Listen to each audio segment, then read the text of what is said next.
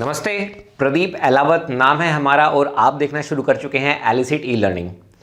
Previous video में हमने article 15 के बारे में बताया था और इस वीडियो में हम बात करने वाले हैं आर्टिकल 16 के बारे में। और आर्टिकल 16 को भी हम रिलेट करके पढ़ते हैं किसके साथ, आर्टिकल 15 के साथ। अब आपके मेरे पास जो डाउट्स आए थे, पहले मैं उन डाउट्स को क्लियर कर देता हूँ ताकि जो आर्टिकल 16 है वो काफ़ी आसानी के साथ आपको समझ में आ जाए। देखो, राइट टू इक्वलिटी हम पढ़ते हैं आर्टिकल 14 से लेकर कहाँ तक, आर्टिकल 18 तक। आर्टिकल 14 में आपको पढ़ा चुका हूँ, आर्टिकल 15 में आपको पढ़ा चुका हूँ। आर्टिकल 15 सब क्लोज 1 वो क्या, आर्टिकल 15 सब क्लोज 1 और आर्टिकल 15 सब क्लोज 2 ये क्या कहते हैं, ये कंप्लीटली प्रोहिबिट करते हैं किसको, डिस्क्रिमिनेशन को, नो डिस्क्रिमिनेशन, ठीक है। लेकिन जैसे हम आर्टिकल 15 सब क्लोज 3 पढ़ते हैं उसमें क्या लिखा हुआ है कि स्टेट जो है वो वुमेन्स के लिए और किसके लिए, वुमेन्स के लिए और चिल्ड्रंस के लिए स्पेशल प्रोविजन प्रोवाइड कर सकता है, ये आर्टिकल 15 कहता है। और जबकि ये सारे के सारे कहाँ पे थे, ओरिजिनल कॉन्स्टिट्यूशन में थे, ये तीनों के तीनों 15(1), 15(2), 15(3). इतना समझ में आ गया। अभी तक रिजर्वेशन का कुछ मुद्दा नहीं आया, सिर्फ स्पेशल प्रोविजन है। इसके बाद जब हम आर्टिकल 46 पढ़ते हैं, अब देखो यहाँ पे डाउट क्या आता है, यहाँ पे डाउट ये आता है कि जो आर्टिकल 46 है ना, ये डीपीएसपी है, directive principle of state policy. मतलब स्टेट चाहे तो रिजर्वेशन दे सकता है। देखो, डिस्क्रिमिनेशन करना पाप है, लेकिन रिजर्वेशन देना स्टेट की मर्जी है, रिजर्वेशन देना स्टेट की मर्जी है। तो रिजर्वेशन का जो मुद्दा आता है वो कहाँ से, वो ओरिजिनल कॉन्स्टिट्यूशन में नहीं था, वो आता है आर्टिकल 15(4) से। जो हमारा फर्स्ट कॉन्स्टिट्यूशनल अमेंडमेंट एक्ट होता है तब उसमें आर्टिकल 15(4) को ऐड किया जाता है। तो ओरिजिनल कॉन्स्टिट्यूशन में हमारे पास क्या था, आर्टिकल 15(1), 2 और 3 था, ठीक है, और आर्टिकल 46 भी था। लेकिन आपको पता है कि जो आर्टिकल 46 है वो तो डीपीएसपी है। तो डीपीएसपी में क्या होता है, directive principle of state policy में डायरेक्शंस, मतलब स्टेट डायरेक्शन दे सकता है। तो रिजर्वेशन आता कहाँ से, रिजर्वेशन डॉक्टर BR अम्बेडकर ने स्टार्टिंग में कॉन्स्टिट्यूशन में नहीं लिखा था, ठीक है, ये आता है आपके फर्स्ट अमेंडमेंट से। और ये फर्स्ट अमेंडमेंट आपके पास क्या है, आर्टिकल 15(4) से आता है।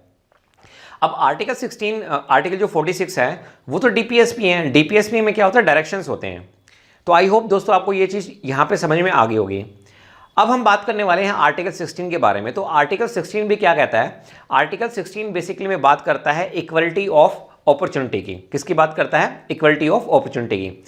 यहाँ पर जो आर्टिकल 16 है, आर्टिकल 16 में ये कहा गया कि जो स्टेट होगा वो क्या प्रोवाइड करेगा, वो इक्वालिटी ऑफ अपॉर्चुनिटी प्रोवाइड करेगा in public employment. Public employment का मतलब क्या है, मतलब मोटे मोटे तौर पे मैं ये कह सकता हूँ कि government job means you are going to become a part of the state, आप स्टेट का एक पार्ट बनने जा रहे हैं। आर्टिकल 15 को अगर मैं एक बार दोबारा से पढ़ूँ तो आर्टिकल 15 में क्या था, no discrimination by the state against the citizen on the basis of race, religion, caste, sex, place of birth. अब इसके साथ साथ आर्टिकल 16 में मैं यहाँ पे दो चीज़ें और ऐड कर दूंगा, एक यहाँ पे डिसेंट ऐड कर दूंगा और एक मैं क्या ऐड कर दूंगा यहाँ पे, रेजिडेंट, ठीक है। इनके बेसिस पे डिस्क्रिमिनेशन नहीं हो सकता है। तो यहाँ पे आर्टिकल 16 क्या कहता है, आर्टिकल 16 में हम आपको प्रोवाइड करेंगे इक्वालिटी ऑफ अपॉर्चुनिटी। क्या प्रोवाइड करेंगे, equality of opportunity in public employment. तो दोस्तों ये यहाँ पे आई थिंक आपको ये क्लियर हो गया होगा। तो यही चीज़ मैं आपको लिखवा देता हूँ, ठीक है। इसमें कुछ हमारे पास एक्सेप्शंस भी आते हैं, उनके बारे में भी हम बात कर लेते हैं। तो पहला एक्सेप्शन आप लिख लीजिए, certain public employment can be preferably be given to a particular religion, for example Shankaracharya must be Hindu, shahi Imam must B ए मुस्लिम। शंकराचार्य आपका हिंदू होना चाहिए और शाही Imam must be Muslim, Shahi Imam must be Muslim. Next लिखिएगा, certain employments are based upon domicile, certain employments are based upon domiciles, bracket में लिखिएगा, thus parliament is allowed to make laws with regard to employment oblique appointment to public offices under article 16, next लिखिएगा third point, this is very very important, article 16 सब close 4 article 16 सब close 4 was added by 7th Constitutional Amendment Act 1956, which provides that state can make reservation in favor of any backward classes of citizens. तो इसको आप underline कर लीजिए, backward classes को. This is very very important. मैं इसको दोबारा पढ़ देता हूँ.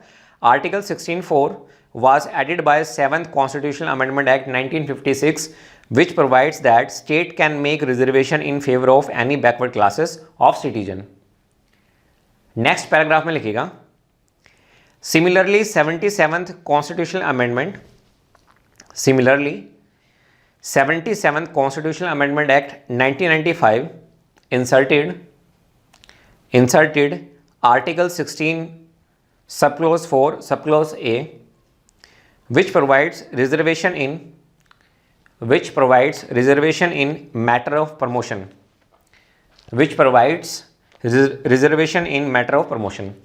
तो फिलहाल के लिए आई थिंक आपको आर्टिकल 12 से लेके मैंने आपको आर्टिकल 16 तक पढ़ा दिया है. आई थिंक आपको यहाँ तक सब कुछ क्लियर हो गया होगा. इसके अलावा मैं रिजर्वेशन के बारे में आगे भी बात करूँगा. ठीक है, तो जितने भी मैंने आपको ये पॉइंट लिखवाए हैं, आप इसको क्या करना, आप इसको मार्क कर लेना. अपनी जो आपकी कॉपी में आप नोट करते जा रहे हो उसमें आप इनको सबको मार्क करते जाइएगा. और रिजर्वेशन का जो मुद्दा है वो इस साल काफ़ी इंपॉर्टेंट है, और मैं आपको बताऊँगा कि क्या क्या इस पर एक्सपेक्टेड क्वेश्चन आपके आ सकते हैं.